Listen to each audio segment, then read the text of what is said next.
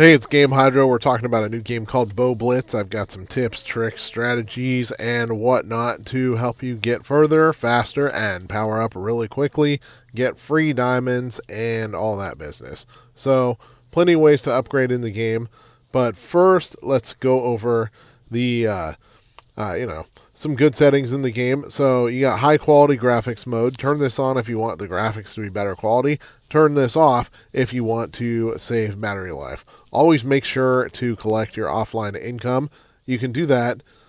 It's not even offline income. It's idle income because it collects when you are when you're online too. Go quick collect. You can do this. You spend 15 energy apiece on quick collecting 6, 12, 18, 4 hours at a time. And you can do that 3 times a day. Plus, you can use an ad video 1 time a day to collect even more income. So, after about chapter, somewhere in the middle of chapter 4, you'll unlock hard mode. Now, contrary to the name, hard mode is actually a little bit easier, at least at first, than some of the later easy mode levels you'll get to, simply because you start on hard mode version of level 1. It's quicker, it's shorter, there's less waves, and you'll get the same sort of rewards for beating the hard mode. You'll get equipment keys, chest keys rather, and things like that. The bounties that's in that icon on the left, you can send out characters, and as you unlock more characters, you'll be able to send more of them out at a time on bounties. So, send somebody out for hero experience, and don't worry, you can still use them in battle even when they are doing a quest. You can just it doesn't affect whether you'll be able to use them in the actual stages or not. So make sure to do those. Have a bounty quest going at all times. As far as getting rare equipment, let's go to the shop area. So, you can collect free diamonds here, purchase hero experience, and even rare equipment and other similar goodies by spending your coins and spending your diamonds. You can watch ad videos for free advanced boxes. Advanced boxes otherwise normally open only with keys, but the super box is kind of like a version of the advanced box, but with a little bit better odds, and you can spend gems on it. So, looking at the advanced box, you got an 11% chance to get epic type stuff, 30% chance to get rare type stuff, and then a 60% chance to get good equipment, which is the green. Now with the super box, you have a 3.19 chance to obtain S tier stuff, 9.66 chance to obtain elite stuff or epic, 29% chance for rare, 58% chance for good. So what all that boils down to is you have a slightly higher chance for elite and above, and a slightly lower chance for good, which in this case, that's a good thing.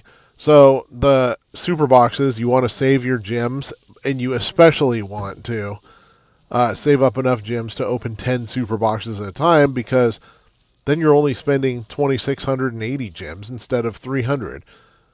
We're going to use a 10 open right there. Best part about that, open 10 of them, you get a guaranteed piece of epic equipment, along with a whole bunch of other equipment. Now, be sure to open the boxes for common equipment whenever you get them, because even if they may seem useless to you at the time, you will get much better. You'll get much better chances of being able to merge stuff together. Quick equip usually will give you the best available equipment. The exception is that sometimes it'll goof up giving you the rarest equipment, because it'll get messed up by the experience levels of your equipment slots. But you don't have to worry about losing losing any experience. Like, you don't have to worry about losing something by powering up a common piece of equipment, because you're not powering up the equipment, you're powering up the slot. And when you power up the slot, that means the level automatically transfers over to whatever piece of equipment you may replace that with. So, see, the glove that we got equipped right now is level 8. So if we switch to this one, that's level 1, all of a sudden that one becomes level 8. Now, you're going to have a whole bunch of equipment of the same rarity a lot of the time.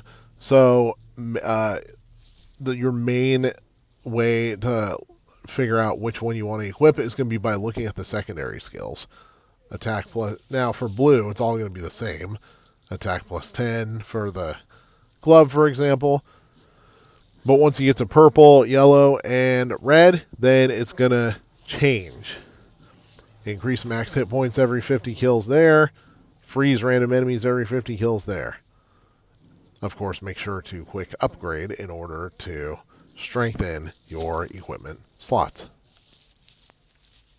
And you'll see the red exclamation point pop up by merge if you're able to merge, but right now, you're not. Make sure to claim set bonuses, though, which you can get by equipping multiples of the same type of equipment and multiples of the same rarity of equipment. They're even better if you get the S tier stuff going. Quick upgrade again. Now for the pet, there's not going to be too big of a difference between the pets early in the game, but you still want to have the rarest one possible. And just like with the equipment, you upgrade the slot, not the individual pet. So you won't have to worry about losing any resources that you may not want to spend. Go around here and claim rewards until you make the red exclamation points go away. Once you do that, not only will you be absolutely loaded with free diamonds, new equipment, and upgrade materials, you'll be able to beat levels faster, and you'll be able to rush through hard mode levels and earn more keys to beat the quests. Like, for example, freeing the Ice Queen at the bottom left corner. Boy, is that Elsa. Yeah, free Elsa. You'll earn keys by playing regular levels, and then once you unlock the Snow Queen, you'll be able to add her to your list of heroes. To see that list of heroes, go to the bottom right corner. You got some heroes that you can play with, and then you got the heroes that are locked. You can get them in all kinds of different ways. Mostly by unlocking shards of these heroes. Some of them are rarer than others. Like, for example, Poisoner is a legend type. You'll get to test him out on Chapter 3, and he's obviously pretty strong. Now, all of these heroes are going to have about the same statistics per level. It's really the skills that set them apart.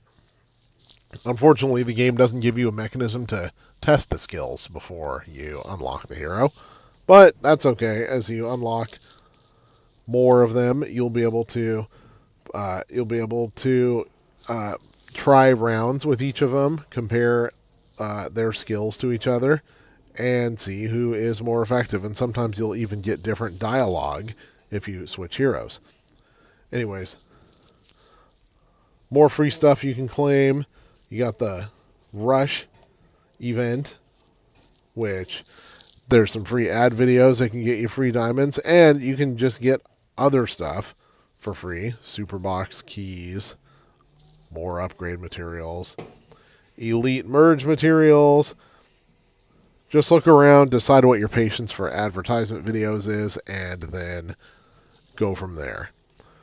Talent. You can do more talent upgrades each time you gain a player level. Sometimes you'll run out of coins before you get all your upgrades in, but that honestly is a fairly rare thing. And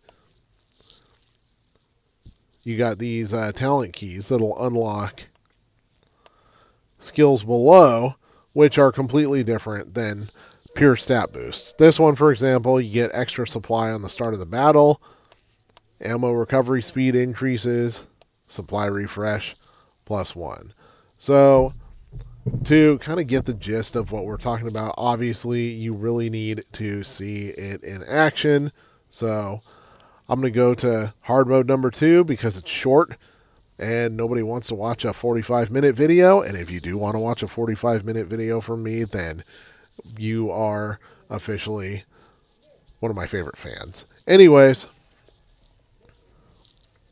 so each hard mode level has a different set of buffs and nerfs compared to regular easy mode levels. So the crit rate is up 10%, but all enemies have 20% more hit points.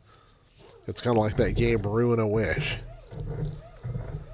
Now, battle supply at the beginning.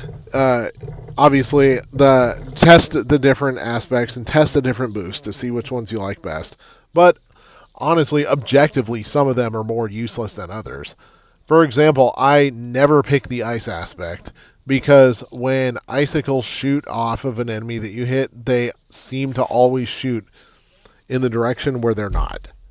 They seem to shoot away from the enemies. I like poison because it makes meteors fall.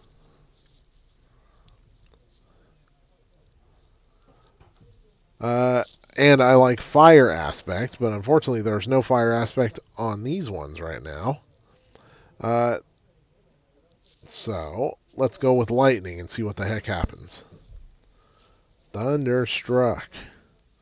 Oh, here we go. Fire aspect. One more level. Come on. What does this auto button on the left do? Oh, you can unlock autoplay with the super monthly card. So if you are a spender, you get some bonuses. Anyways, when you shoot, you have to manually aim. Don't be too careful about it, though. You got to have some speed when you shoot. That'll help you deal with enemies before they hit you. Especially when these larger ones with a lot of health come into play. And then at the end of each wave, that's when the experience collects. When you're out of ammo, you're going to have to wait a little bit for it to reload. Not so bad, though. But you want to increase the size of your ammo cache, and you want to increase your overall speed. And if you can see that that little button that appears to be loading in the right-hand corner, that is your ultimate skill, which you get when you break through a hero. Basically, almost kind of like a smart bomb. It'll affect everything on the screen. Or it'll do maximum healing. All right, I'm back. Had to take care of a business transaction, but that brings me to one more tip, is that you can stop literally any time in the middle of a battle to go do something else, switch apps, shut the phone off, even if your phone dies. No matter how long you're stopped for, basically, the game will remember where the battle was and every little detail about it, including what power-ups you had. So you don't have to battles can be a little long in this game. They can be as much as 30 rounds sometimes, or 30 waves, which is a lot. But the plus side of that is you're not going to have to redo waves that you already beat just because the game forgot. And so that's extra nice. Also, try not to tap and drag too far on the side of the screen, or you're going to end up dragging yourself to another app by accident. I almost did that there. All right. When you got enemies with a lot of hit points like that, especially large enemies and bosses, you're going to have to shoot fast. You can't be too careful with it. All right, summon more flame meteors. And as you can see, the flame meteor and the poison meteor skill get together and create meteor shower, which causes random meteors to drop. And this is on top of the boost that you already get from having both fire and poison. Those do damage over time, which is quite nice. There's a few other skills that are really nice, though. They're not going to pop up when the elemental skills are popping up.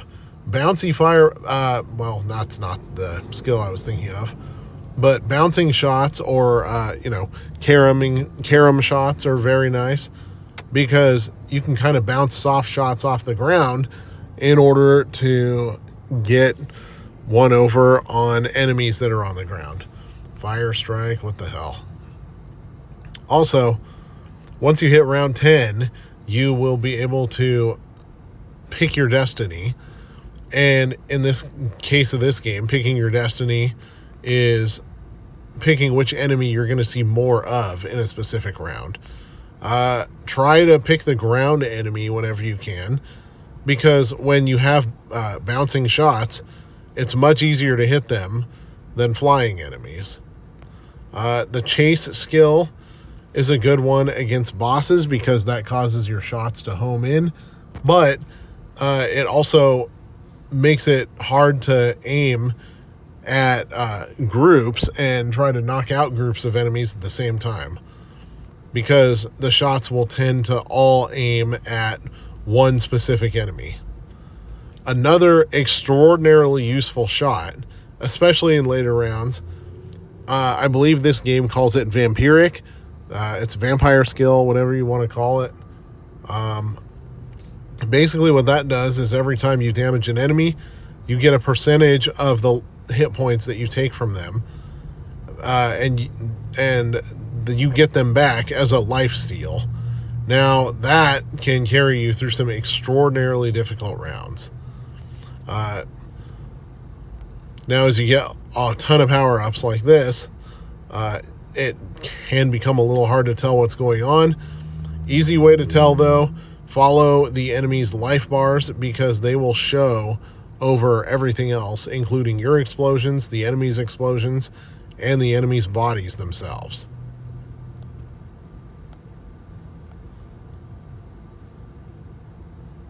All right. Next round, we'll show you what that, at least what the archer's version of that smart bomb attack does. You can also tap and drag only a little bit in order to do a soft shot, like that. That can make it a little easier to hit close enemies on the ground sometimes, although it can hamper your ability to damage enemies that are farther away, which is a bit of a loss there too. Let's see. All right, back recording. It stopped due to a phone call. Smart bomb skill. Let's use it before my character gets killed because I'm not paying attention. All right. And that smart bomb skill actually did both damage and healing, which is kind of nice, especially when you're in a sticky situation. But that's where the vampiric skill is really nice, because all you gotta do is just fire at will and do a whole bunch of damage to enemies, and eventually you are going to heal up. It sometimes is good to do to focus on one elemental when you're upgrading, but you'll get too many upgrades in order to focus them all on one elemental. But if you do keep a lot of them on one elemental or one type of skill, then the final upgrade that you get, which in the fire sign's case is the Phoenix, is typically going to be a really good one. All right, anyways, that's about all I want to go over for now. This is Game Hydro. Thank you for watching. Please like and subscribe. And if you got a request for a game or for an aspect of this game and you want me to see it, you want to see me do a video on it, please share that with me in the comments, and I will do my best to make it happen. All right, see you later.